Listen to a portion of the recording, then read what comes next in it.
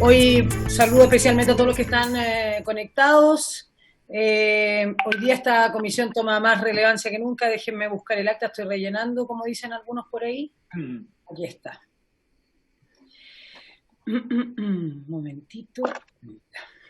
En el acta de la sesión número 1 se da por aprobada. De no haber sido objeto de observación, el acta número 2 de la sesión queda a disposición de los señores y señores diputados. El señor secretario dará lectura a la cuenta. Señora Presidenta, se ha recibido el reemplazo para esta sesión de los diputados señores Bartolu y Sangüesa por los diputados señores Farriselberghe y Norambuena, respectivamente. Y en segundo lugar, una carta del doctor Fernando Leanes, representante en la República de Chile de la Organización Panamericana de la Salud, de la Oficina Regional para la América de la Organización Mundial de la Salud, por el cual indica la imposibilidad de emitir pronunciamiento considerando los distintos tratados internacionales suscritos por Chile a que hace referencia. Esa es la lectura de la cuenta, Presidenta. Muchísimas gracias. ¿Se ofrece la palabra en la cuenta? Sí. ¿Se ofrece la palabra en varios? Ok. Hoy día tenemos la presencia del subsecretario Arturo Zúñiga de Redes Asistenciales, subsecretario de Redes Asistenciales, quien va a exponer en el tenor de la materia contenida en el mandato. Lo que sí, yo voy a cerrar acá, lo que sí yo quisiera es que viéramos, señor secretario, usted me asiste y me ayuda, las invitaciones que vienen posteriores, ¿no? Si quiere lo vemos al término de la sesión, si es que alguno de los diputados acá presentes de la comisión quisiera extender alguna invitación a alguna autoridad o a quien le parezca, ¿no? Hoy día tomamos... ¿Cómo? Que lo vemos al final, Presidenta, sí, ¿te parece? Sí. Porque sí, por supuesto que cada Ministerio de Salud a lo mejor salen nuevas personas que puedan ser invitadas. Y lo que sí, secretario, lo que le tenía que exponerle a esta comisión es la extensión de la comisión investigadora, porque hemos tenido, fue producto también de la pandemia y todo, que tuvimos que suspender una de las sesiones, y por otro lado hemos tenido problemas con nuestros invitados, especialmente, hoy día va a estar presente el subsecretario, pero ustedes saben lo difícil que ha sido, por lo tanto, no queremos interrumpir la comisión sin hacer una investigación como corresponde. Esto no tiene que ver con otra cosa que eso, es hacer un trabajo como corresponde, serio, responsable, y en vista y considerando, deberíamos extender un poco esta investigación. Yo no sé si la mesa está de acuerdo, y no sé, don Roberto, usted ahí es el experto. Doña Presidenta, entonces extendemos el plazo para evacuar informe en 30 días, ¿les parece a la comisión? Después del vencimiento de esto, o sea, del 26 de septiembre, 60 días más. Perfecto. Por favor, así se acuerda entonces, Presidenta. Muchas gracias. Tenemos la presencia ya del subsecretario, lo vamos a dejar que se acomode, le damos la bienvenida, también a la diputada Maya Fernández. Don Fernando Mesa está levantando su mano, y le doy la bienvenida a Karin Luc, y a todos los diputados que están presentes. Doña Maya y don Fernando.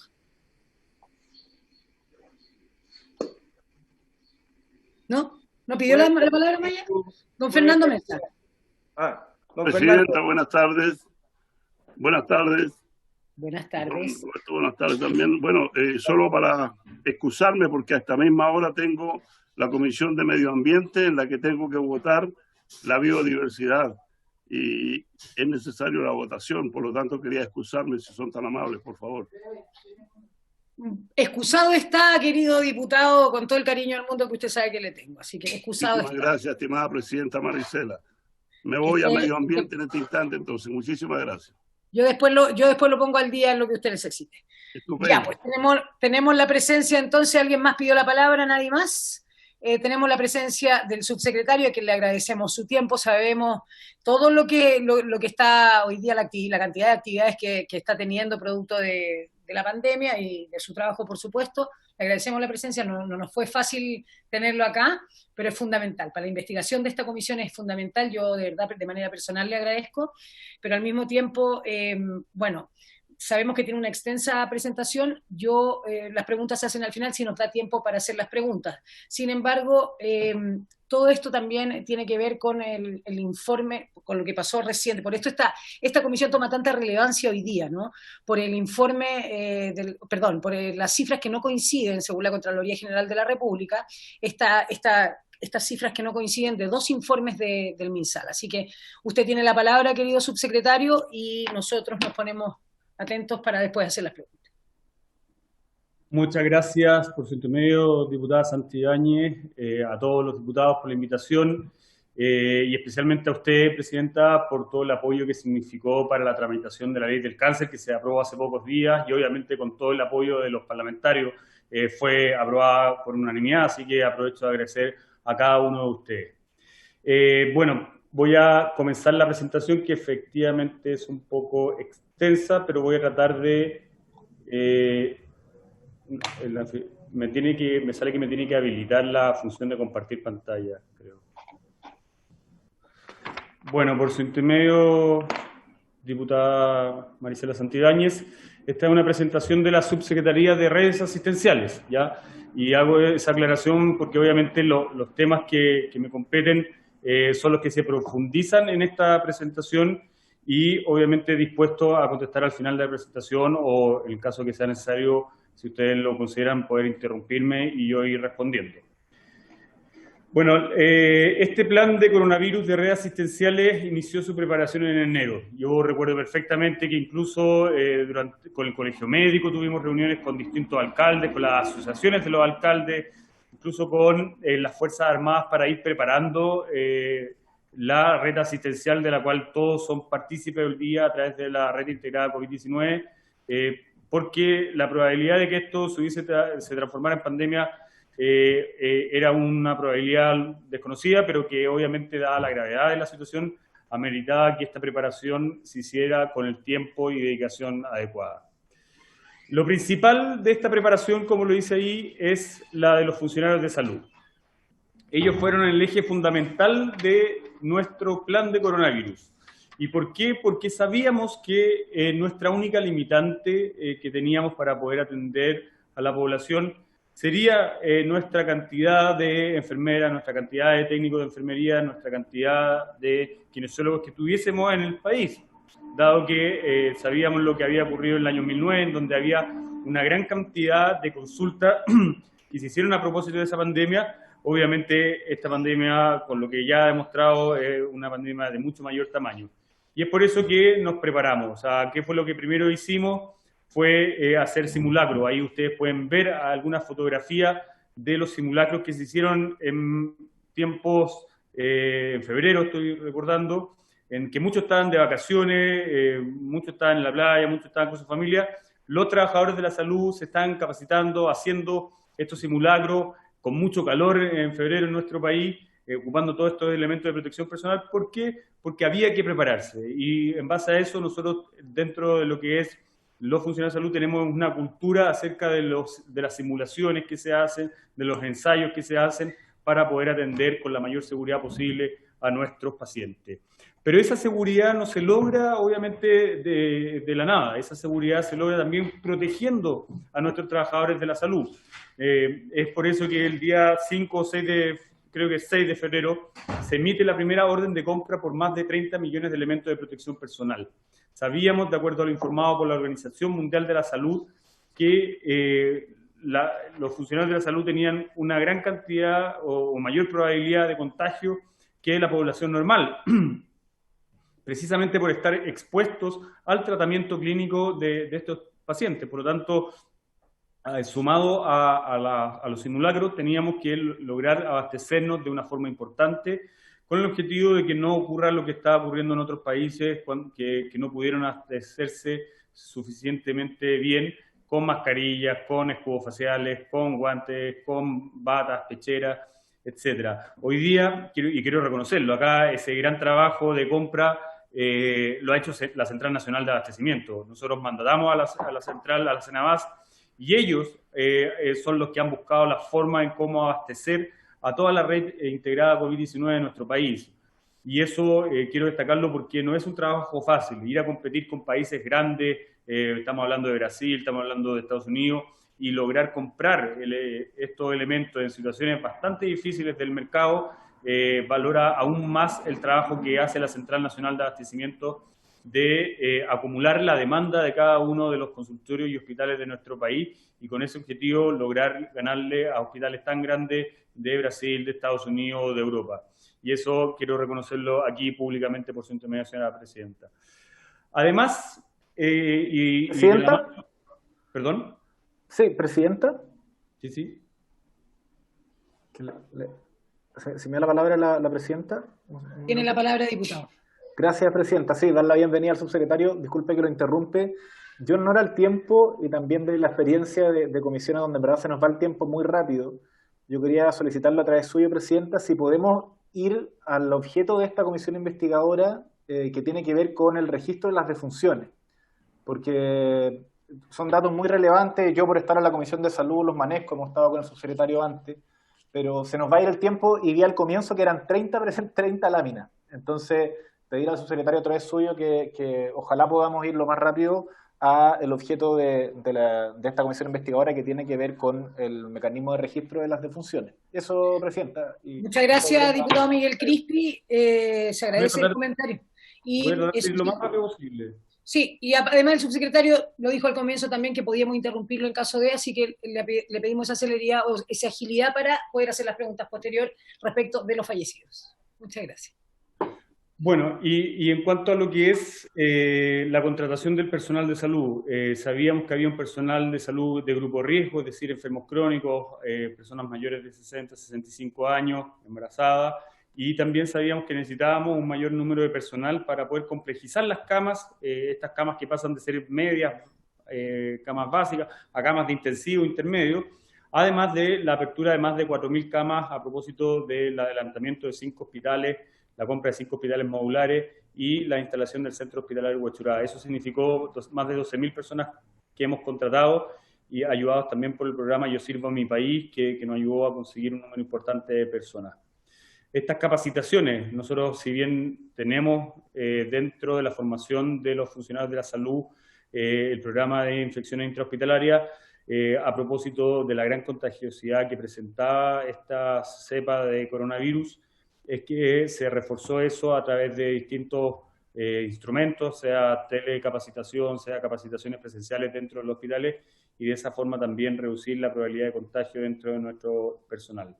Además, en conjunto con la Sociedad Chilena de Medicina Intensiva, se realizaron 171 capacitaciones desde el Hospital Digital, logrando más de 80.000 conexiones, es decir, personas que vieron alguna de estas capacitaciones. ¿Por qué? Porque sabíamos que teníamos que retransformar nuestros hospitales y que todas las personas de las unidades de medicina, las unidades de cirugía, las unidades de urgencia, incluso el personal de la atención primaria de nuestro país, tenía que adquirir nuevos conocimientos en cuanto al tratamiento de los pacientes de coronavirus. También tuvimos la necesidad de trasladar personal, o sea, no basta, yo lo he dicho muchas veces, hablamos de ventiladores, y resulta que detrás de cada ventilador mecánico hay 6 personas, 6,5 personas en promedio. Estamos hablando de un médico, un kinesiólogo, de una enfermera, un técnico de enfermería, un auxiliar de aseo, un auxiliar de servicio. Y eso no se nombra normalmente, y son los que al final son los que le dan la mano a un paciente cuando más lo necesita. Y es por eso que logramos, y quiero recalcar acá, el ejemplo que nos dio un equipo del Hospital Clínico de Magallanes que se fue a Calama en su peor momento para poder ayudar a sus colegas. Y eso gatilló que muchos otros equipos también empezaran a hacer lo mismo, ayudando a distintas zonas del país. Y vimos cómo hace 2 semanas atrás, devolviéndole la mano precisamente a Punta Arenas, que se encuentra en una situación alta de contagio, 2 equipos de primer nivel del San Borja y de la Posta Central fueron en ayuda del Hospital Clínico de Magallanes para poder colaborar con el gran trabajo que se está haciendo en ese hospital. Asimismo, semanalmente nos reunimos con los gremios, con los dirigentes nacionales de cada uno de los gremios de nuestro país, tanto de atención primaria como de hospitales, y hemos podido llegar a acuerdos en muchísimas situaciones que si no hubiésemos tenido esas reuniones probablemente hubiesen quedado a un segundo plano. Y es precisamente el rol de los dirigentes nacionales de cada uno de los gremios el que nos ha permitido visualizar cosas que cuesta ver desde la administración de cada uno de los hospitales, desde las direcciones de los servicios de salud. tales como poder haber definido, por ejemplo, la enfermedad COVID como una enfermedad laboral para todos los funcionarios de salud, tal como, obviamente, asegurar los elementos de protección personal, que ha sido algo bastante fundamental en la protección de nuestros funcionarios. Y, obviamente, seguros de vida que logramos con la donación de las aseguradoras de Chile. Y también conversatorios paso a paso. Ya tenemos más de 1.500 dirigentes que han sido capacitados. Yo mismo he participado en esas reuniones por macroregionales en donde le hemos pedido ayuda. Lo que necesitamos es que esta tarea de educación sanitaria, de cambio cultural, no sea llevado solamente a cabo por las autoridades de salud, por los CEREMI de cada región del país, sino que tiene que haber una ayuda de los dirigentes que en su rol, que ya muchas veces nos traspasan las necesidades de las personas, de los pacientes, ahora pedirles ayuda en que este mensaje del paso a paso llegue de mejor forma a cada uno de los ciudadanos de nuestro país. En cuanto al segundo eje fue la red de laboratorios. Sabíamos, por recomendación de la Organización Mundial de la Salud, que teníamos que aumentar fuertemente nuestra capacidad de testeo. Teníamos un solo laboratorio, que era el del Instituto de Salud Pública. Sabíamos que teníamos que comprar distintos proveedores porque podía que alguno de los proveedores de kits de PCR quedara con desabastecimiento o tuviera la provisión de su país de exportar. Y en ese sentido logramos contratar 4 proveedores, además de comprar el insumo para nosotros mismos fabricar en caso de que hubiese un quiebre de los 4 al mismo tiempo y de esa forma poder seguir realizando exámenes de PCR.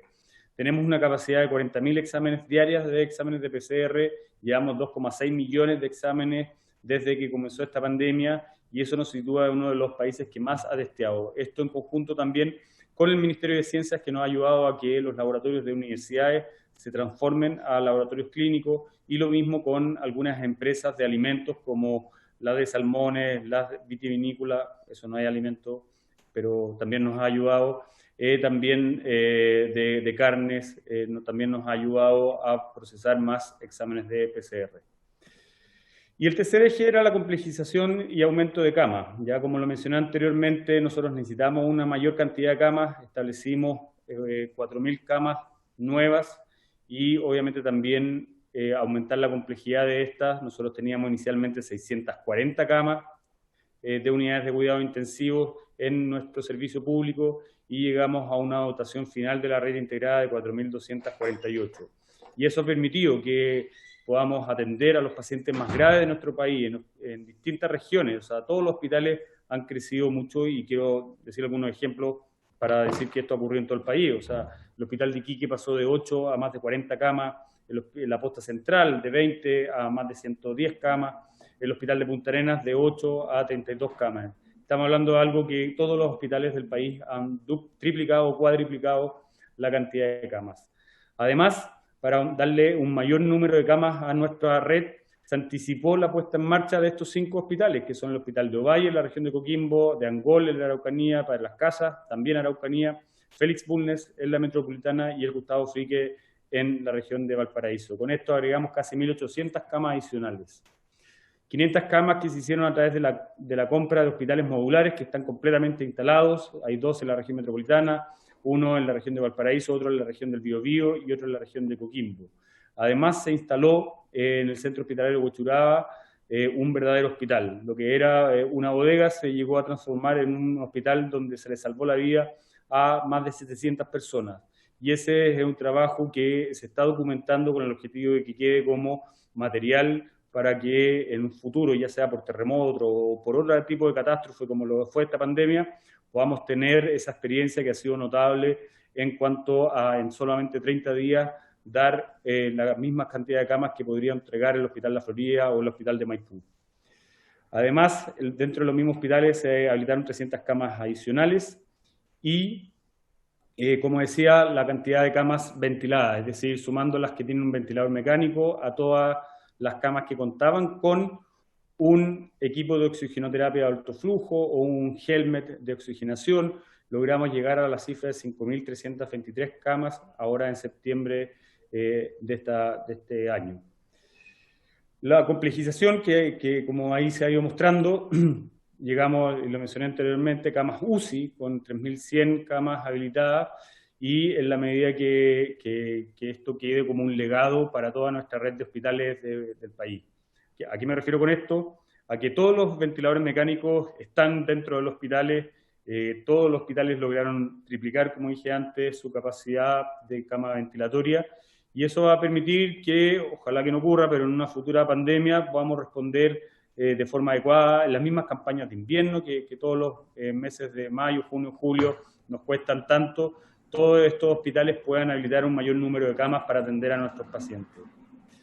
Ese es el gráfico en cuanto a la cantidad de camas y las camas ocupadas, es decir, el azul siempre por arriba de la línea roja, y eso a propósito del ajuste y la flexibilidad que tiene que tener cada uno de nuestros hospitales. ¿Con qué objetivo? Con que si hay una menor demanda por cama UCI por paciente de coronavirus, puedan destinar ese pabellón, esa cama de recuperación, a empezar ya a realizar cirugías, debido a que son cirugías que han sido postergadas por meses a propósito de esta pandemia y de tiempos anteriores. Y el cuarto eje es la atención primaria, ¿ya? Nosotros teníamos conciencia acerca de todo lo que podía ayudar la atención primaria, y por eso mismo instalamos un programa de atención domiciliaria que nos iba a ayudar a mantener compensados a nuestros pacientes que normalmente están en los consultorios, enfermos crónicos, diabetes, hipertensos, y de esa forma no ocupar unidades de cuidado intensivo en estos pacientes si se llegasen a descompensar.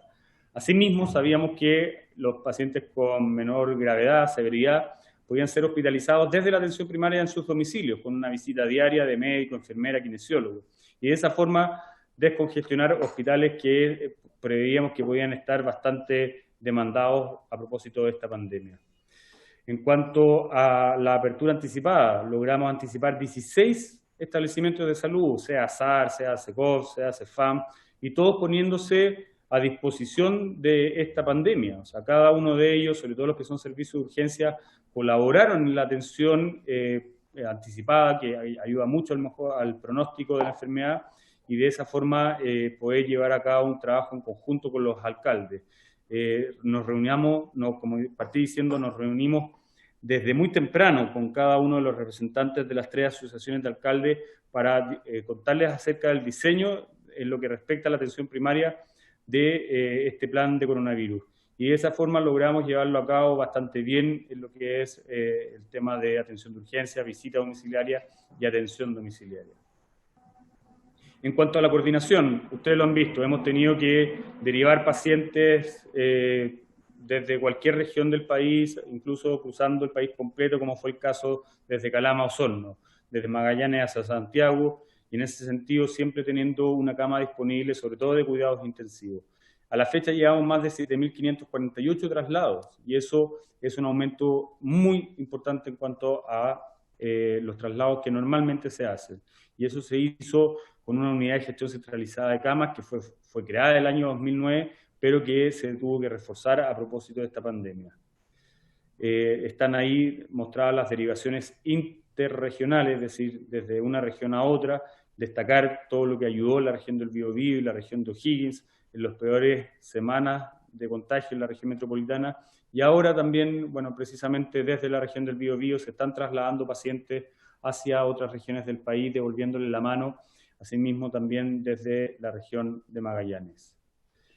Eso es cuanto a lo que puedo informar por su intermedio, diputada Santibáñez. Voy a dejar de presentar, ahí sí, para poder responder las preguntas que los señores diputados puedan realizar. Agradezco, subsecretario, su presentación y abro la palabra, por supuesto. Voy a inmediatamente hacer mis preguntas para después para dar espacio para los distintos diputados. Yo le quiero preguntar, la Contraloría detectó una incongruencia, este es un tema que va al hueso, digamos, del tema de los fallecidos. Detectó una incongruencia en el número de muertes por COVID en informes presentados en los reportes diarios del día 10 de junio y el día 23 de julio, detectando una diferencia el 10 de junio de 2.200 decesos entre las estadísticas informadas por el MinSal y las cifras del DEIS, situación que fue ajustada tras la recomendación de la Contraloría. ¿A qué se debió esa diferencia en el número de fallecidos reportados, querido subsecretario, le pregunto? Y por otro lado también, ¿cómo y quién definía en la última instancia la metodología del conteo de fallecidos que estaba comunicado a la población en el reporte diario, en la época del ex ministro Mañalich y hoy en el ministro París? Esas son mis preguntas mientras tanto y abro la palabra a los distintos diputados. Tiene la palabra el diputado Miguel Crispi y luego Maya Fernández. La diputada Maya Fernández. Gracias, presidenta Maya, no te enojes. Presidenta, subsecretario, a través suyo quisiera consultarle respecto a las decisiones que se tomaron sobre cómo contabilizar los fallecidos. En la exposición de hace un par de semanas en que estuvo aquí el ministro, la verdad es que antes de que él hubiese llegado era difícil que él nos explicara por qué. Pero usted, a cargo de la red, también tenía alta responsabilidad en hacer ese conteo, digámoslo, un poco artesanal que se hacía al comienzo, donde a partir de lo que pasaba en los distintos centros de salud y a través de la Seremía, es que se hacía el conteo en el gabinete del ministro. Posteriormente, ese diseño fue totalmente desechado y hoy día, como corresponde, es el DEIS, y nadie cuestionaría de que se hiciera de otro modo. Sin embargo, usted, como subsecretario, participó en una decisión en la cual se contaron los casos de fallecidos de un modo bastante irregular, yo diría. Entonces, quisiera preguntarle en base a qué criterio se tomó esa decisión, y si usted la comparte. Si usted cree que al comienzo fue una buena decisión que el gabinete fuese quien administrara el número de fallecimientos y no que se hiciera a través de la cifra que generaba el DEIS. Y en segundo lugar, preguntarle por qué razón se comunicaba una cifra a la opinión pública distinta a la que existía. Si usted sabía de que habían dos cifras, porque también la semana pasada, en otra audiencia, nos enteramos que el mismo momento en que se hace la publicación de CIPER, en el gabinete del presidente, o a lo menos en La Moneda, pareciera ser que no había mucha información respecto a esta doble contabilidad. Entonces yo quisiera preguntarle si usted estaba al tanto de que había una doble contabilidad. Quizá usted no sabía que había un conteo en el DEIS, me sorprendería, pero podría ser. Pero en el caso de saberla, ¿por qué se tomó esa decisión y por qué se decidió informarle a la opinión pública la cifra más baja de fallecidos y no la cifra objetiva que era la que tenía el DEIS a su disposición? Eso, presidenta. Muchas gracias, diputado Miguel Crispi. Tiene la palabra doña Maya Fernández. Diputada. Gracias, presidenta, y decirle al diputado Crispi que yo no me podría enojar con él. Subsecretario, saludarlo.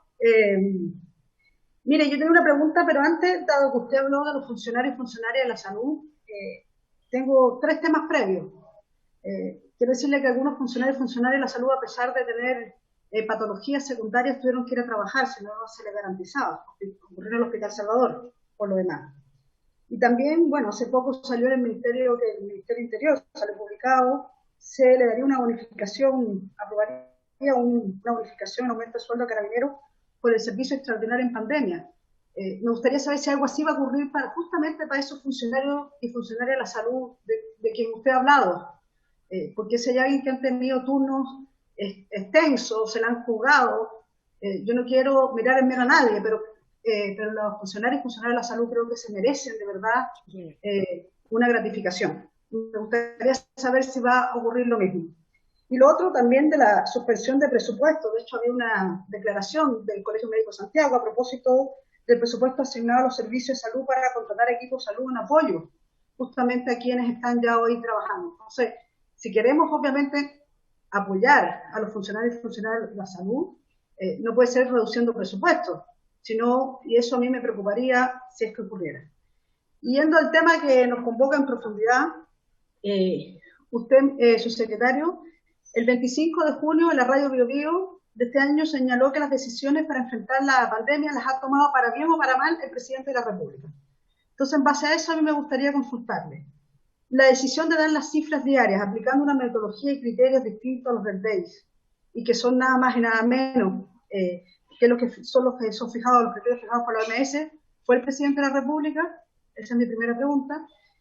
Y es por esto que el ministro París señaló que en algún momento le iba a proponer al presidente llevar una sola estadística unificada y que esta sería la del DEIS. Esas son mis preguntas, presidenta. Muchísimas gracias, diputada Maya Fernández. Alguien, don Cosme, que lo veo ahí, no tiene pregunta. Yo voy a sumarme Me voy a sumar a las palabras de Maya. Yo estaba muy enfocada en el tema que nos convoca, pero efectivamente el apoyo a los trabajadores, a los trabajadores y trabajadoras de la salud pública, yo también tengo esa misma duda, me sumo también por los trabajadores del Hospital de Talagante que hoy día están haciendo no sé, a través mío, hoy día en la mañana sostuvimos una tremenda reunión efectivamente por la reducción de personal. Entonces, el personal que queda ahí trabajando hoy día con toda la carga psicológica que están teniendo, el cansancio mental, efectivamente quedan atados de manos. Va a venir un posible trabajo ahí en el 18 de septiembre bastante más fuerte en estos recintos, digamos, hospitalarios. Así que también me sumo a esa duda. Tiene la palabra entonces el subsecretario para responder las preguntas hechas por los diputados. Ahí sí. Por su intermedio, diputada Santibáñez, comienzo con el tema de los funcionarios. Este trabajo que hemos llevado a cabo con los dirigentes de casi, creo que son 17 organizaciones de carácter nacional, representando tanto la atención primaria como la atención de los hospitales, ha llevado, lo mencioné rápidamente durante la presentación, pero ha llevado a cabo distintas acciones que van en beneficio de los funcionarios de la salud. Estamos hablando de residencias laborales, porque hay muchos funcionarios que por el temor de contagiar a sus familiares solicitó poder estar en una residencia aparte. Obviamente todas las habilitaciones, en la posta central se habilitó un casino aparte, una carpa, con el objetivo de evitar los contagios entre ellos en las horas de almuerzo. Lo que mencioné acerca de la declaración como enfermedad laboral del COVID para todos los que trabajan en salud, el seguro de vida, la beca que entregó también Presidencia, todos los elementos de protección personal, todas las mejoras a las circulares acerca de infecciones intrahospitalarias. Ha habido un trabajo bastante intenso y productivo, que eso es lo más importante, y creo que los trabajadores de la salud han dado cuenta de que cuando se trabaja con un objetivo en común, que es el cuidar la salud de la ciudadanía, se pueden lograr importantes avances como lo hemos demostrado, y que la ciudadanía también lo reconoce. La ciudadanía ha vuelto a confiar en la salud pública, se le ha puesto en el lugar en donde merece estar, y obviamente como gobierno nosotros estamos trabajando en un proyecto. Los gremios ya se estableció una mesa de trabajo con el Ministerio de Hacienda, en donde se van a tramitar de la forma, el reconocimiento obviamente que tenemos que darle, y también otros temas que a propósito de la situación en la que nos encontramos, afectan los ingresos de los funcionarios de la salud, como son las metas sanitarias, que obviamente no se pueden exigir en momentos de pandemia como esto, y que eso implicaría un desmedro en cuanto a los ingresos si es que no se corrigen. Así que esperamos enviar cuanto antes un proyecto de ley al Congreso con el objetivo de solucionar este asunto, y también de algo que también afecta a los ingresos de los funcionarios de la salud, como es el bono de trato usuario, que es un bono que se paga tanto a los que trabajan en hospitales como a los que trabajan en consultorios. Y ya ocurrió el año pasado que, a propósito del 18 de octubre, se tuvo que tomar la decisión de pagarlo según la evaluación que había habido el año inmediatamente anterior, es decir, el año 2018, pero en esta ocasión creemos, y estamos en común acuerdo con los dirigentes nacionales, que no corresponde aplicar nuevamente el criterio de la última evaluación, sino que creemos que se puede resolver de mejor forma con un proyecto de ley que modifique por esta ocasión, por la pandemia, y obviamente no disminuir los ingresos de los funcionarios que de verdad se han sacado la mugre, trabajando por la salud de la ciudadanía, trabajando no solamente en turnos de 24 horas, sino que incluso en algunos que hacen más de un turno a la semana. Y eso se tiene que destacar porque de verdad, o sea, uno los ve, cuando yo voy al hospital y los veo con las heridas que les provocan las mascarillas, las heridas que les provocan todo la protección facial, el trabajo se hace mucho más difícil con todos los elementos de protección personal. Es obviamente trabajar en un pabellón con nylon, con todas estas batas que los protegen, es un trabajo que hay que reconocer diariamente, y esto creemos que es la mejor forma de hacerlo. Pasando a los temas y lo del Regional Santiago, No sé de dónde habrá provenido la información que le llegó. También nos llegó acá al Ministerio de Salud. Yo hice llegar la información a través del mismo gabinete del ministro, porque por ahí me había llegado también esa declaración. No hay un recorte del presupuesto, todo lo contrario. La semana pasada hubo un aumento del presupuesto del Ministerio de Salud en más de 160.000 millones, y eso va a seguir ocurriendo. Ya hemos tenido el compromiso de todo el gobierno para poder entregar los recursos necesarios para esta pandemia. Y eso ha ocurrido, no hemos tenido ningún problema durante todo este proceso de pandemia. Trato de usuario, metas, eso en cuanto a los trabajadores de la salud. En cuanto a los temas que competen y que se han hecho presentes por usted, diputada Maricela Santibáñez, por el diputado Crispi, por la diputada Fernández, en cuanto a las metodologías o las decisiones acerca de estos criterios, bueno, hay que considerar que estamos en la peor pandemia de los últimos 100 años. Hay que considerar que la forma en cómo nosotros llevábamos un registro, obviamente, afortunadamente, venía ya modificándose a través del EpiVigila, y obviamente eso se ha ido perfeccionando a lo largo de toda esta pandemia, tal como ocurrió con las redes asistenciales. O sea, los hospitales tampoco tenían una cantidad de camas suficiente para atender a una pandemia como esta, y tal como se hizo esa modificación, también al mismo tiempo se empezó a dotar a todo lo que hace salud pública de mayores herramientas para poder llegar el sistema más periódico, o sea, con la información más al día posible, y de esa forma entregarlo a la ciudadanía como se está exigiendo.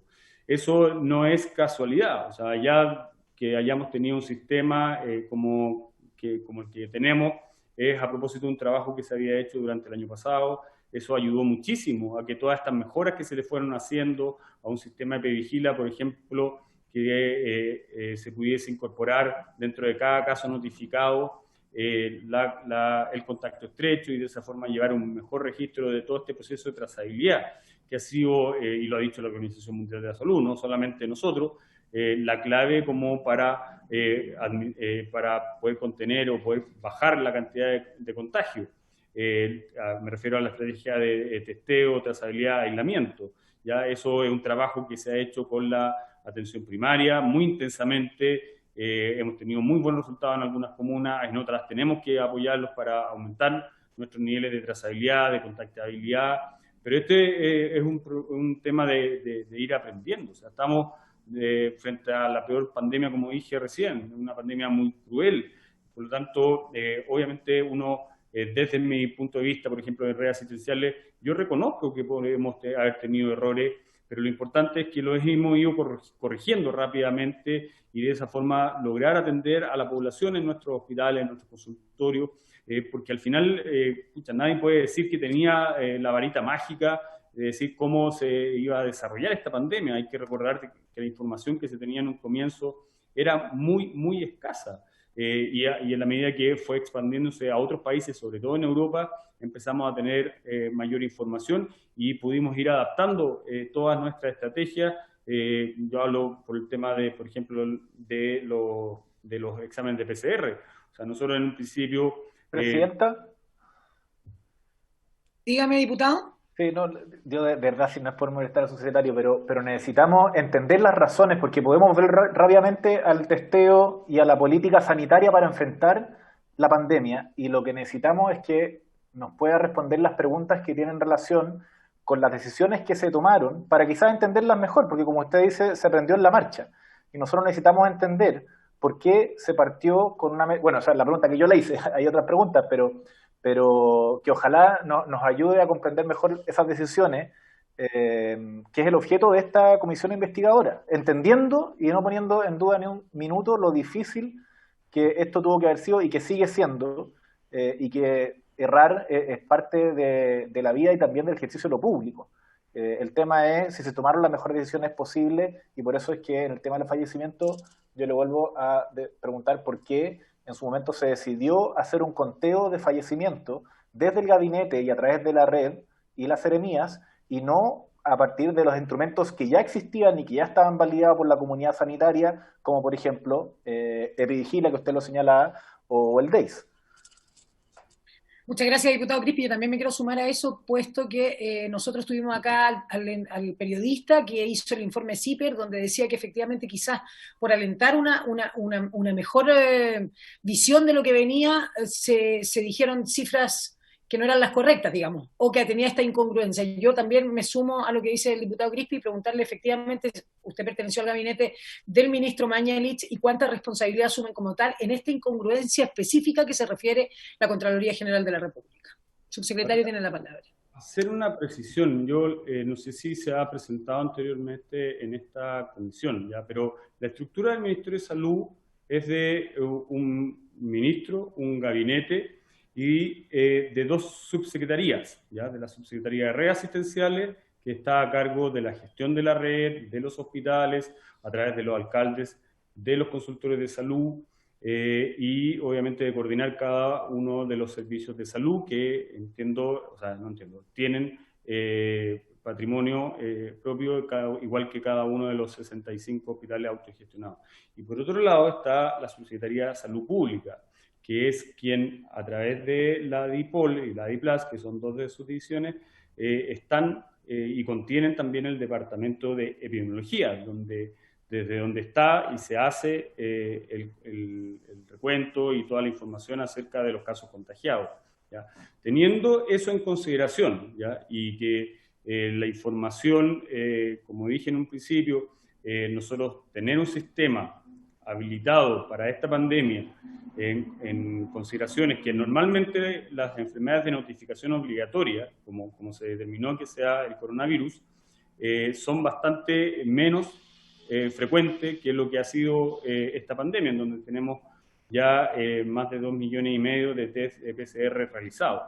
Y cada uno de ellos obviamente tiene que informarse a través del sistema Epivigila.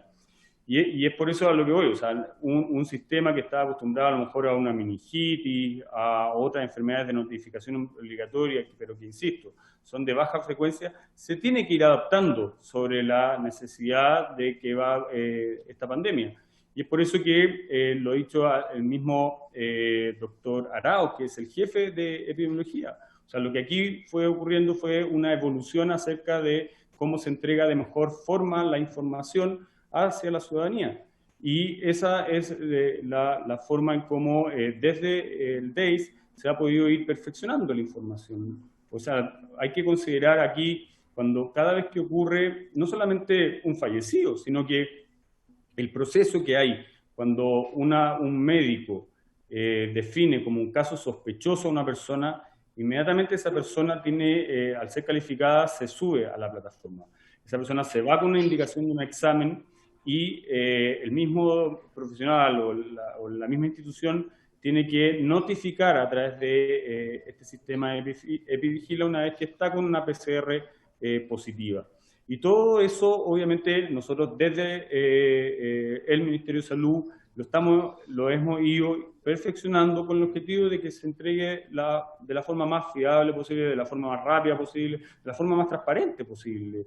Y cómo será que ahora, además del informe diario, también se entrega un informe de epidemiología, se entrega los días martes, los días sábados, tiene un detalle acerca de la evolución de cada una de las comunas de nuestro país, y es por eso que todo este proceso, o sea, insisto, o sea, obviamente puede ser mejorado. También la Organización Mundial de la Salud ha solicitado que se hagan estas recomendaciones y que han ido adoptando en la medida que se han podido hacer. O sea, no todos los países tienen la capacidad que ha tenido Chile como para llevar este nivel de registro. Yo conversé, recuerdo, con una doctora venezolana que trabaja en el hospital de Punta Arenas, y ella me decía, pucha, que envidia que en este país se fijen en esto, versus que en otros países de Sudamérica estamos con otro tipo de problemas mucho más graves, como no poder hacer exámenes de PCR o no poder atender a todos los pacientes que lo requieran. Pero lo que yo quiero transmitir a través de esta comisión y por su medio, señora Presidente, es que la voluntad del Ministerio de Salud, la voluntad de los subsecretarios, la voluntad del ministro, de los exministros, ha sido siempre poder entregar toda la información de la forma más oportuna posible. Ya, por lo mismo, déjeme interrumpirlo un segundo, porque además la diputada Karin Luca a través del teléfono la dejé sin hablar, fue absolutamente sin querer, pero efectivamente eso, yo creo que aquí nadie desconfía de la buena voluntad y de la capacidad, y como bien lo dijo el diputado Miguel Crispi, aquí efectivamente nos enfrentamos a algo que nadie tenía cómo visibilizarlo o ver cómo teníamos que reaccionar. Efectivamente, las comparaciones nunca son tan gratas. Sabemos la cantidad de PCR que se han hecho en este país y lo vamos a destacar, yo creo que todos de manera transversal, pero el tema es específico sobre las cifras y las incongruencias, en mi caso, la pregunta mía, incongruencias que destacó la Contraloría General de la República, y en eso usted también era parte del gabinete del ministro Mañalich. Por lo tanto, a mí me interesa esa cosa específica respecto de la incongruencia de la cifra en 2 de los informes, y quién decide finalmente, y si el presidente está enterado de esa diferencia, y quién decide qué cifra se presenta ante la ciudadanía. Doña Karin Luc, y así podemos darle la palabra al subsecretario para que se extienda en las preguntas específicas. Karin. Muchas gracias, Presidenta. No, yo quería saber que, de acuerdo a los datos de fallecidos y los datos publicados, y al reporte diario que tenía esto, si fue clave la red hospitalaria, si fuera clave que la red hospitalaria no colapsara. Y respecto al colapso, si colapsó la red hospitalaria en algún minuto, porque es importante esta aclaración por parte del subsecretario, y aprovecharle la bienvenida que no lo había saludado, porque los datos hoy día se importan y cada día están importando más para tomar y adoptar soluciones. Y ahí yo dejaría que, por favor, si es que el subsecretario se pueda explayar bien sobre este punto, si la red colapsó, porque es necesario tener todos estos datos que ya algo ha adelantado, pero para saber esos temas. Gracias, Presidenta. Vale.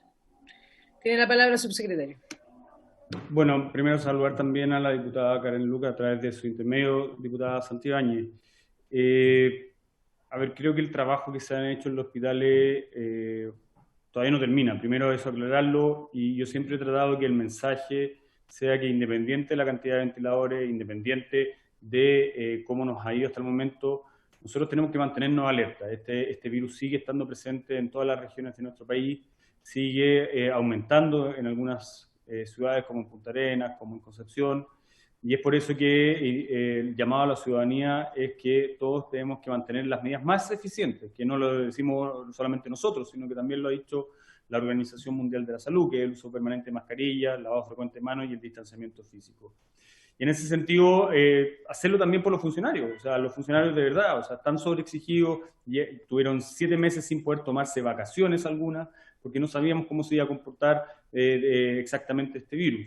Y es por eso que cobra real relevancia lo que ha dicho la diputada Karin Luc acerca de cómo la salud pública ha dado una respuesta muy, muy satisfactoria para los habitantes, y eso lo reconoce la ciudadanía, y eso obviamente también agradezco que se reconozca en esta comisión.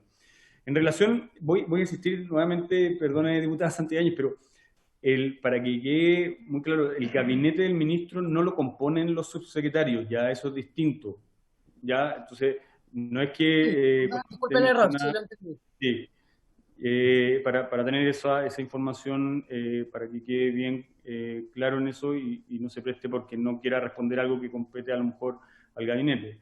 Pero insistir, o sea, esto ha ocurrido en todos los países, ha ocurrido en España, también se cuestionó mucho acerca de cómo se estaba entregando la información, y de verdad, o sea, cuando vemos, por ejemplo, que no sé, tenemos instituciones que han emitido informes que dicen cómo puede ser que en la comuna de X se diga que hay 100 casos y en el siguiente informe hay 98 casos. Bueno, eso puede suceder, y no es que haya un ocultamiento de cifras, no es que se pueda uno desaparecer 2 personas que se hayan contado en la comuna de Angol, por ejemplo, porque, y lo hemos conversado con los alcaldes, yo con los alcaldes también me reúno permanentemente, una vez a la semana, una vez cada 15 días, y los alcaldes también nos decían, pucha, ¿por qué el consultorio a mí me informa 100 casos y ustedes dicen 98? Y es porque, incluso pasó una vez que dijeron el ejemplo que acabo de dar, no, usted tiene 100, y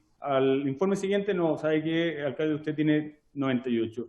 ¿Y por qué suceden esas cosas? Porque también dentro del registro uno puede modificar el domicilio. Por ejemplo, si era una persona que estaba de paso por Angola y volvió a su residencia y fue por el día, se hizo el test ahí nomás y después volvió a Santiago, ese caso corresponde a Santiago y se debe contabilizar en Santiago porque es ahí donde se produjo el contagio y es ahí donde está la persona hoy día y es por eso que se necesita modificar con el objetivo de hacer el monitoreo de lo que está ocurriendo con esa persona contagiada que está en Santiago. Entonces, han habido números que después instituciones han dicho, pero ¿cómo puede ser que se modifique? Bueno, todas esas situaciones las hemos tratado de poder explicar directamente yo con los alcaldes, incluso en una reunión que tuvimos con los alcaldes, yo mismo invité desde la Subsecretaría de Salud Pública al doctor Arao para poder dar ejemplos de lo que les sucede normalmente a los alcaldes. Y con ellos especialmente porque al final son ellos los que tienen que darle la cara a la ciudadanía cuando nosotros decimos, no sé, pues hay un fallecido en tal zona del país o hay un contagio en tal zona del país, resulta que a él no le aparece o le apareció hace 2 días atrás. Entonces, esas son las situaciones que uno trata de explicarle acerca de cómo se lleva a cabo todo este sistema, insisto, con la consideración de que estamos en una pandemia, estamos con un sistema que se ha ido adecuando para poder entregar de la forma más transparente, más inmediata, toda la información a la ciudadanía desde el primer día. O sea, recuerdo perfecto el primer día, el 3 de marzo, el primer caso en Talca, que se procesó en el Hospital Guillermo Gran Benavente de Concepción, el examen de PCR, inmediatamente se dio a conocer a la ciudadanía. Obviamente podemos cometer errores, como lo mencionaba al principio, y la intención, por lo menos en lo que respecta a mí, es que cada vez que podamos ir mejorando las situaciones, se vaya haciendo pensando exclusivamente en el paciente. O sea, ¿qué es lo que necesita hoy día la ciudadanía? Independiente de su previsión, independiente si es FONASA, si es ISAPRE, independiente si se atiende en una clínica, en un hospital, a nosotros lo único que nos interesa es poder darle una atención oportuna a esa persona, sabiendo que hay mucho temor. O sea, incluso nosotros, los funcionarios de salud, existía mucho temor al principio. Tuvimos que hacer charlas con epidemiólogos con el objetivo de decirles, de relatarles cuál era la forma de contagio, cuáles son las medidas de mitigación para disminuir la probabilidad de contagio, porque había mucho temor. A mí me tocó estar, por ejemplo, en el hospital de Ñuble, después de que había ocurrido el primer brote, y el personal de salud estaba encorvado Presidenta. El cansancio. Por lo tanto, Presidenta, es que hemos levantado la mano, se está haciendo un poco largo. Sí, doña Maya Fernández tiene la palabra, don Miguel Crispi, yo creo que, bueno... La Karen Luc, la diputada Karen Luc, vi que tenía ya habló. La palabra. Tiene la palabra.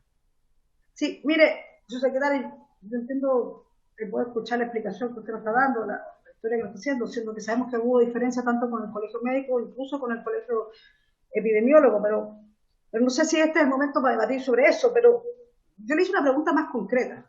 Yo le pregunté si la decisión de dar cifras aplicando una metodología distinta, criterios distintos al DEIS, fue del presidente de la República, dado que usted decía que para bien o mal las decisiones las ha tomado el presidente. Yo le hice una pregunta muy directa, es decir, muy directa, y por eso también la segunda pregunta tenía que ver con eso, que si el ministro París señaló un momento que justamente se iba a tomar solo una forma de la cifra que era del DEIS al presidente por esta razón.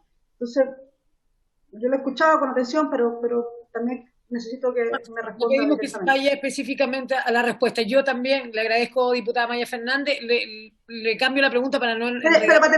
Sí, por supuesto. Es que tenía la segunda, Maricela, y lo segundo que yo le pregunté directamente si va a existir una gratificación en salud, como el Ministerio de Hacienda aprobó para Carabineros de Chile por la pandemia. Así es.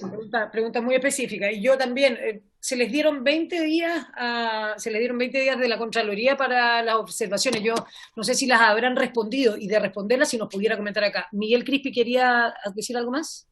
Sí, yo, Presidenta, respecto al gabinete, yo conozco el organigrama del Ministerio de Salud, pero en esto quiero preguntarle si efectivamente era el ministro Mañalich, con su jefe de gabinete y su gabinete directo de asesores, quienes definían cuál era la cifra que se le entregaba a la opinión pública. 5 personas. Porque en la práctica, el funcionamiento del MinSal durante toda la pandemia hasta el día de hoy día con quizás un poquito menos frecuencia, pero al comienzo eran reuniones con el presidente de la República todos los días a las 7:30 de la mañana. Entonces, si no era en esa reunión donde se definía cuál era la cifra de fallecidos que se le entregaba a la opinión pública, en dónde era, y más allá de que usted nos señala a través suyo, Presidenta, de que vamos mejorando, y obviamente eso es parte de la naturaleza del ejercicio de lo público también, si usted no lo sabe, nos puede decir, esa información yo no la manejo, yo no participé de esa decisión, pero necesitamos, porque nos juntamos con el ministro, el director del DEIS, ellos no sabían. Entonces, bueno, preguntémosle al subsecretario de RD y a la subsecretaria de Salud Pública. Quizás ustedes dos tampoco saben. Y vamos a tener que terminar preguntándole quizás a quién, pero necesitamos que nos responda las preguntas, subsecretario. Con todo respeto, esto no es una comisión donde nos felicitamos, sino que esta es una comisión donde estamos abocados a despejar un tema relevante para el país. Y que ojalá tuviéramos respuesta para poder explicar por qué hemos tenido 4 metodologías distintas para informar los reportes de fallecidos, por qué se eligió una cifra u otra, y si el presidente de la República tenía información al respecto. Eso es lo que estamos, entre otras muchas preguntas, intentando dilucidar. Y si usted en su rol efectivamente específico, que está bien estipulado sus funciones, no participó de ninguna de estas decisiones y no tuvo información, es más fácil decir, yo no participé, mi pega era que hubiera un ventilador disponible para cada enfermo en Chile. Pero no nos vayamos por la tangente, sino yo le pido de verdad, con mucho respeto, que intente respondernos las preguntas que le estamos haciendo. Muchas gracias, diputado Crispi. Bueno, y eso, independiente de quién componga el gabinete, el presidente hizo una mesa COVID donde lo integraba también usted, por eso era mi intención la pregunta. Así que tiene la palabra, subsecretario. Sí, en relación a las preguntas, a ver, este comité de emergencia a propósito del coronavirus, al cual se hizo mención por parte de la diputada Maya Fernández y el diputado Miguel Crispi, es una mesa en donde participamos bastantes personas, van variando de acuerdo a la necesidad de lo que se quiera discutir, pero yo también lo dije en esa declaración, en esa entrevista de la radio Bio Bio. O sea, todas las decisiones se toman de forma consensual, nosotros aportamos obviamente la mayor parte de la información, en mi caso acerca de la disponibilidad de camas, acerca de la cantidad de funcionarios de la salud que se encuentran contagiados, acerca de una serie de otras cosas, de nuestra capacidad de realizar exámenes de PCR, porque obviamente eso ayuda a tomar mejores decisiones de forma consensuada entre los que estamos sobre esa mesa. Y respondiendo, no es mi intención irme por la tangente, y yo por eso partí precisamente tratando de explicar cuál era el rol de la Subsecretaría de Redes Asistenciales, ¿ya? Para graficarlo, o sea, yo no tengo ni clave de Epivigila acerca de lo que ustedes están mencionando. Por lo tanto, para mí es imposible poder pronunciarme acerca de lo que ustedes me están preguntando de forma directa, sino lo que yo he respondido es acerca de cómo se ha informado públicamente. O sea, el doctor Arauz ha participado acerca de los comités, los reportes diarios, la subsecretaria Paula Daza también ha entregado información, el ministro París también ha entregado información, y obviamente ustedes están en todo su derecho de poder citar a quien ustedes consideren. En este caso, yo insisto, a través de mi rol como subsecretario de redes, yo he podido dar cuenta con mucho detalle acerca de lo que me ha tocado realizar, llevar a cabo a propósito de esta pandemia, pero no puedo profundizar sobre un tema que no está dentro de mi subsecretaría, ¿ya? No corresponde. Y es por eso que partí comenzando con esta presentación acerca de cuáles son las funciones de la Subsecretaría de Redes Asistenciales, dando un detalle bastante extenso de lo que se ha dicho. ¿Ya? Lamento no poder contestar las preguntas que ustedes formularon, que son bastante específicas y que está bien que se hagan con el objetivo de dar absoluta transparencia a la ciudadanía acerca de todo lo que se ha transmitido durante esta pandemia. Yo insisto, o sea, disponibilidad desde esta Subsecretaría de Redes Asistenciales van a contar siempre con esa disposición de poder entregar toda la información que sea necesaria. Hemos estado incluso publicando ya cada vez más información dentro del sitio gov.cl con el objeto de que la ciudadanía tenga a mano toda la información y no se guíe por algunas noticias que puedan estar mal interpretadas y que al final confunden y dificultan que la ciudadanía se pueda acercar a un centro asistencial de forma segura. Así que eso es en cuanto a las preguntas que ustedes me han mencionado. Lamento no poder contestarlas todas de acuerdo a lo que ustedes están esperando. Gracias, subsecretario. Yo insistiría, si el presidente en la pregunta de Maya Fernández, yo insistiría, pero Karin Luque está pidiendo la palabra, voy a darle la palabra a doña Karin Luque, a don Cosme Mellado, a ver si efectivamente, si no, darle las gracias al subsecretario. Doña Karin. Presidenta, era la vez pasada, así que gracias. Paso. Don Cosme Mellado, gracias a usted. Don Cosme Mellado. Gracias, presidenta. Presidenta, de las palabras del subsecretario se desprende entonces que las consultas que hacen mis colegas es imposible que las pueda contestar él. Entonces, me gustaría saber que nos dijera quién nos puede contestar las consultas que se están haciendo, que son parte de que están establecidas en la opinión pública. O sea, la gente está confundida, nosotros también necesitamos aclarar. Hay situaciones hoy día que no están transparentadas según mi opinión y por lo tanto, si el subsecretario no las puede contestar, que nos diga entonces para poder convocarlo. Eso, presidenta. Gracias. Ya, muchas gracias, don Cosme. Esa pregunta va directamente a usted, subsecretario, pero yo voy a insistir, ¿el presidente sabía o no si había una doble contabilidad y si en alguna de las reuniones de la mañana se trató este tema, que es un poco la pregunta que hizo la diputada Maya Fernández? Insistirle en si usted tiene la respuesta. De no tenerla, lo vamos a entender, como usted lo ha dicho, y al mismo tiempo la pregunta de don Cosme, ¿quién es la persona entonces a quien deberíamos convocar? Nosotros ya invitamos a la secretaria Daza y tiene la palabra el diputado que está... la sala. Iván Norambuena. Don Iván, ¿cómo le va? Tiene la palabra. Muchas gracias. A ver, yo creo que he estado desde el primer minuto en la sesión y a mí me parece que la explicación del subsecretario es bastante clara y precisa. Ahora, yo les pediría a mis colegas de que no pueden, bajo presión, decirle al subsecretario que él poco menos tenga que acusar a alguien porque en el fondo lo están poniendo en una situación extrema. Ahora, lo que la comisión, a mi modo de ver, bueno, si me permiten, a mi modo de ver, la comisión tendrá que ver con la explicación que el subsecretario dio a quién va a citar, pero no es el subsecretario el indicado para decirle a esta comisión, mire, cita tal cual. Entonces, por favor, él ya dio su explicación en el ámbito que le corresponde y creo que eso hay que respetarlo. Gracias, presidente. Como también tiene que respetar lo que los diputados quieran decir acá, como el diputado Cosme Mellado, que le hace simplemente una consulta. Yo, si usted, subsecretario, se ha sentido presionado en alguna pregunta, yo le ofrezco una disculpa, sin duda. No es la intención de esta comisión, nos ha costado muchísimo tener a los subsecretarios presentes en esta comisión y lo hacemos con bastante respeto. Doña Maya Fernández tiene la palabra. Lo mismo, presidenta, yo puedo entender la postura, y es la postura que tiene el diputado Norambuena, pero uno le está consultando con el mayor de los respetos, él podrá decir que no tiene respuesta, incluso, dado que es su secretario, podría decir, no, mira, no conozco bien a la persona, o sí, sería bueno que quien le diera antecedentes. No lo estamos forzando, no, pero creo que es bueno que también tener claridad respecto a esto, a todos estos temas que yo creo que siempre preocupan a la ciudadanía, que es parte de esta comisión investigadora, y creo que es importante hacerle las preguntas a su secretario. Muchas gracias, presidente. Exacto, y también tiene toda la libertad de terminar aquí su exposición y decirnos que no tiene más respuesta al respecto. Así que, subsecretario, si quiere agregar algo o si se quiere despedir de esta comisión, tiene toda la libertad. Pero, presidenta.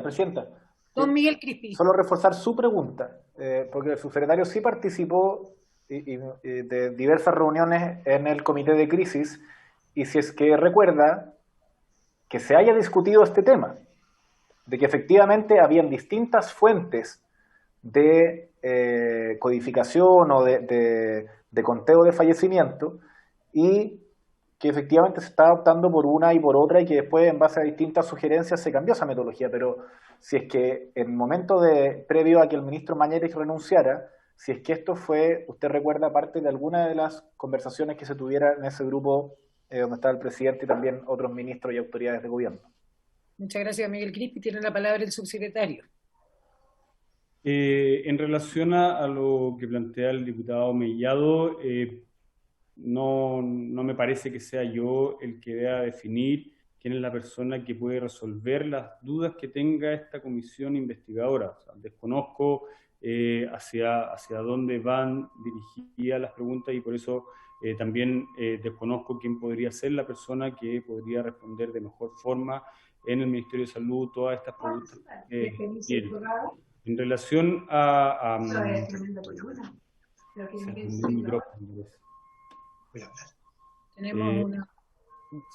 en relación a las reuniones, como lo planteé, son reuniones en donde participan distintas personas, va variando su composición. No recuerdo específicamente alguna reunión que se haya discutido esto, puede que haya ocurrido, puede que no haya ocurrido, pero de verdad, o sea, está toda la disposición a poder colaborar en esta comisión investigadora, entregar toda la información que yo pueda tener disponible para su mejor resolución. Pero tal como lo dije antes, me cuesta poder responder la pregunta del diputado Mellado acerca de quién es la persona más idónea que pueda venir a participar. Yo, obviamente, si hay alguna duda acerca de esta subsecretaría de redes asistenciales, estoy totalmente disponible para ir respondiendo y asistir a esta comisión cada vez que usted, Presidenta, y los diputados que la componen así lo estimen conveniente. Le agradecemos su presencia, subsecretario, y vuelvo a insistir, si en algún momento se sintió presionado, personalmente le pido las disculpas y le agradezco su presencia acá, y bueno, si no tuvimos la satisfacción de todas las respuestas, yo creo que la invitada, aprovechamos, secretario, de despedir al subsecretario, ¿sí? Le agradecemos, subsecretario, su presentación y su presencia en esta comisión, y bueno, si lo necesitamos, esperemos que estemos, como usted lo dijo, a disposición. Muchas gracias. Por otro lado, para esta comisión cae de cajón que la invitada siguiente es la subsecretaria, la cual se invitó para esta sesión, se excusó por cantidad de trabajo, por agenda, pero efectivamente darle nuevamente por tercera vez esta invitación a la subsecretaria Daza, y si aquí en esta comisión alguien quiere postular algún invitado, si siente que hoy día, después de estas respuestas, necesitamos a alguien más que venga a exponer, yo estoy abierta con el señor Roberto Fuentes para... Doña Maya Fernández. Tiene apagado el micrófono, doña Maya. Se me perdió el micrófono, pido disculpas. No, yo no sé si en algún momento, yo creo que es bueno, se invitó al Colegio Médico a exponer a la comisión, como yo entré posterior a la... Me gustaría saber... ¿El Colegio Médico no? Ah, sí, tenemos al Contralor para la próxima semana, tenemos a Isquia, a la presidenta del Colegio Médico, para el día 24, posterior al... El Colegio de Epidemiólogos de Chile me gustaría también. El Colegio Epidemiólogo, pero yo creo que hay que insistir con la subsecretaria Daza. No, insistir no, cuando se le invita 3 veces, después por reglamento ella tiene que asistir a la comisión. No es el caso de Mañani, pero los subsecretarios tienen que asistir. Yo creo que entonces tenemos claridad de la agenda con don Roberto. Don Roberto, si me puede ayudar con eso para que quede claro y tomar los acuerdos. Presidenta, el calendario que tenemos... Escuchamos muy bajito. El calendario que tenemos más próximo es para el 14. Para el día 14, entonces, tomo la palabra, el día 14 tenemos al Contralor. Exacto. Y la siguiente sería la presidenta del Colegio Médico, doña Isquia Siche, ¿cierto? La subsiguiente sería una citación para la subsecretaria Daza. La subsiguiente sería una citación para la subsecretaria Daza de manera obligatoria. Ahora, lo que procede, lo que corresponde, Presidenta, es pedir el oficio de Contraloría aludido por usted. ¿Hay acuerdo para el oficio? ¿Hay acuerdo? ¿Para la subsecretaria? Sí. ¿Para la Contraloría? Sí, perfecto. Eso sería por ahora, Presidenta, ya que no me escuchan, dejémoslo hasta ahí y ya tenemos por lo menos algo avanzado. Perfecto. Yo le quiero agradecer a todos los presentes. Si alguien quiere tomar la palabra, creo que tenemos muchas preguntas más. Acá se hicieron preguntas relevantes respecto de las cifras de fallecidos y las incongruencias que dijo la Contraloría. Por lo tanto, esas preguntas y esas respuestas tendremos que buscarlas en otras autoridades o en quien sea el responsable de respondernos aquello. Como dijo el diputado Miguel Crispi, buscar a quien tenga que respondernos, si en este caso no era el subsecretario Zúñiga, a quien se le agradeció ya su presencia. Por lo tanto, quedamos así. Se asumieron los oficios y, por supuesto, viene la Contraloría, viene la presidenta del Colegio Médico y sería la subsecretaria citada a esta comisión en la subsiguiente. Por haberse cumplido esta comisión, esta se levanta. Muchísimas gracias, que tengan muy buena tarde. Gracias, hasta luego. Chao. Nos vemos, que estén bien.